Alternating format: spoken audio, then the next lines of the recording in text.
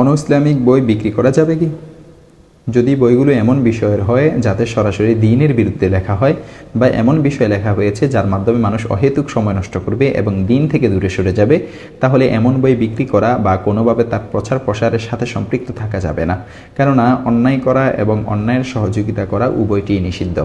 আল্লাহ তাআলা কোরআনুল কারীমের মধ্যে ইরশাদ করেন, আউযু বিল্লাহি মিনাশ শাইতানির রাজীম, বিসমিল্লাহির রহমানির রহিম, ওয়া তাআওয়ানু আলাল বিররি ওয়াত তাকওয়া ওয়া লা তাআওয়ানু আলাল ইসমি ওয়াল উদওয়ান ওয়াত্তাকুল্লাহ ইন্নাল্লাহা শাদীদুল ইকাব।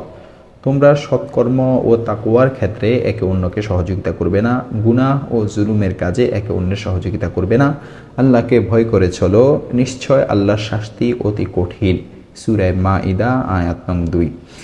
আল্লাহ তাআলা অন্য আয়াতের মধ্যে ইরশাদ করেছেন, আউযু বিল্লাহি মিনাশ শাইতানির রাজীম, বিসমিল্লাহির রহমানির রহিম, ওয়া মিনান নাসি মান ইয়াশতারি লাহওয়াল হাদীথি লিয়ুদিল্লা আন সাবিলিল্লাহি বিগাইরি ইলমিন ওয়া ইয়াত্তাখিযাহা হুজুয়া উলাইকা লাহুম আযাবুম মুহিন।